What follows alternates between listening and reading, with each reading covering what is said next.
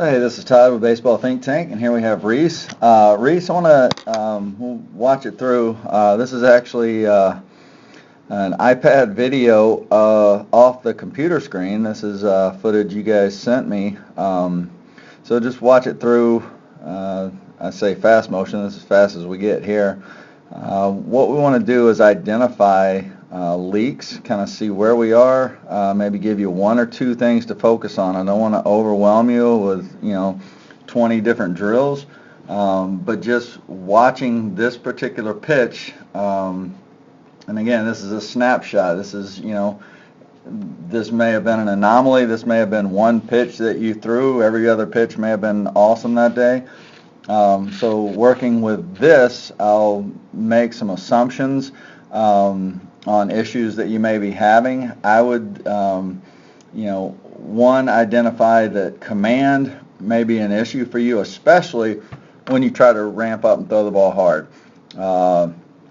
I'm going to go out on a limb and say that, you typically would back off a velocity when you really want to throw strikes. So you end up kind of guiding the ball, which obviously puts it at a risk for getting hit. I'm also a little concerned about overall arm health. One of the things I see here as we're going into release, we're seeing, the whole deceleration phase of the arm being supported by the shoulder and the arm itself. We don't see a lot of, lower body or body stability helping decelerate the arm, which, long term, that's kind of a concern for me. I don't know if you've had arm issues in the past, or even now, if your arm's starting to hurt a little bit. As you get older, little injuries take longer to heal. So I would want to focus on, I think all of this is related. So I think with just a single area of focus, one or two things we can focus on, we can resolve some of these issues, both command and a little bit better long-term health of the arm.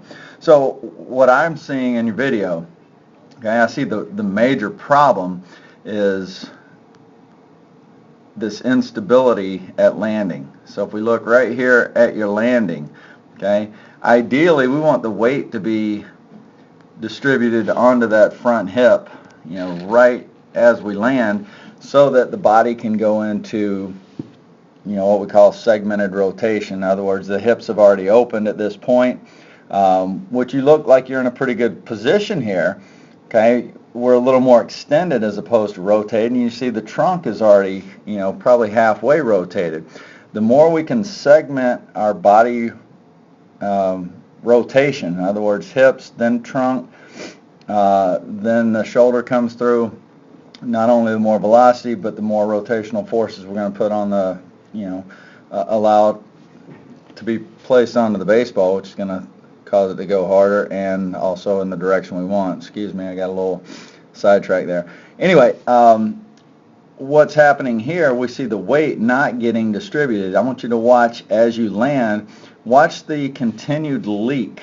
Okay, I'll draw a line, right here where we landed, and I want you to see how that hip and knee, that whole front side just leaks and collapses forward.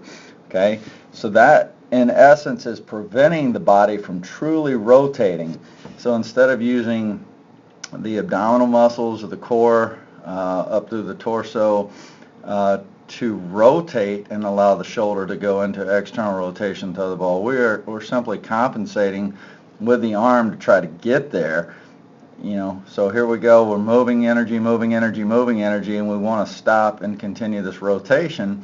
You're just kind of leaking right through it. Okay, so that's a major leak in potential velocity. And again, because the weight is not there, the weight's still stuck back here in the back, the body is not able to absorb the deceleration of the arm. So now the shoulder has to take over that work. Okay, so again, the key thing I want us to focus on is a more stable front side. Now let's go back and say, okay, if that's the problem, what's causing that? And it goes back to this back foot, and it goes back to our timing. Okay, so the timing of our movement down the mound is late. We're not able to get the weight to the front hip. The weight's being stuck on the back side. If we look at your back foot, and we'll zoom in on it, as you're going into leg kick, I want you to watch the movement on the back foot. See how the weight's, see how the weight's kind of shifting back on the heel just a little bit. See the toe raising up. We kind of fall to the inside instep of that back foot. And then you look at the position of the knee. Okay, so that knee is putting you in a position, almost like you're ready to jump. Okay, so the quad's going to be really dominant here. You're going to see that's more of an extension as opposed to a true rotation.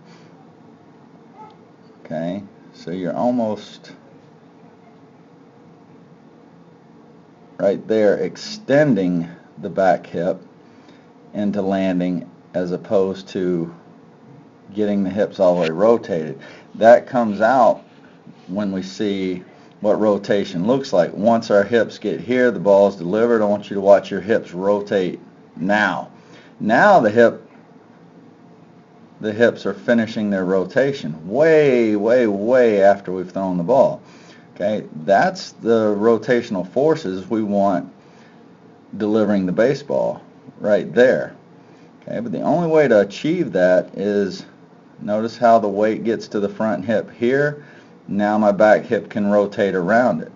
Okay, we want to accomplish that at landing. So how do we get the weight to the front hip at landing as opposed to now? And it simply starts at the beginning. If you go back, grab your core velocity belt, I want you to see something here. On our way up on leg kick, I want you to look how passive your back leg is. All the way up, now you're getting engaged with the back leg, okay? Remember, the whole issue is we're late, okay? So if we're late moving our body from the rubber down the mound, simple fix is if we're late for something, we start earlier. So what do we want to start earlier? We want to start earlier moving down the mound. So if you go back, one of the drills Lance does at camp, okay, he'll tap on the middle of your back foot. So just take a bat or something, take the knob end of a bat, tap your foot right in the middle so you're sensing the feeling, right in the arch of the foot.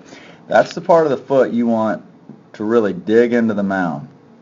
On your way up, really think about engaging the hamstrings. If you wear the core velocity belt, one of the drills you can do is, have somebody holding it from behind. Make sure they're not able to pull you backwards, okay? Because I think because of how passive you are here, you would be very easy to pull back, okay? So you need to make sure that you're generating enough force on your leg kick up that you can't be pulled backwards. You need to be moving forward at that point. And again, you don't start moving forward until now, okay?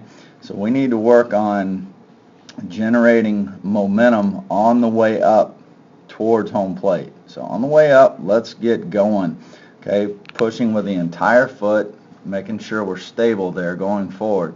And what I think you'll see, it's common sense. If I start moving earlier, the weight's going to be distributed a little bit earlier.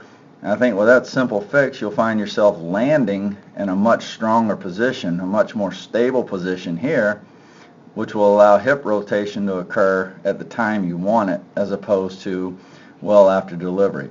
So I think that would be my suggestion as a first step, is let's work on moving the body towards home plate on leg kick, not on the way down, but on the way up.